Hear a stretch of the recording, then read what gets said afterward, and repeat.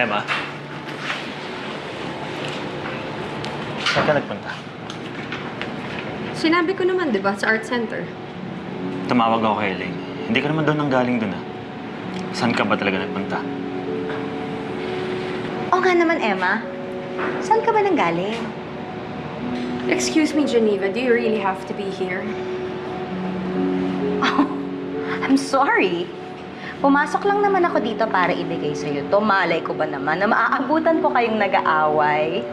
Pero alam mo, para matapos na yung awayan ninyo, sabihin mo na kasi yung totoo.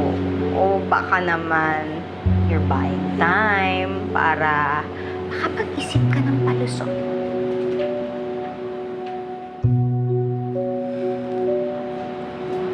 I'm sorry, Angela.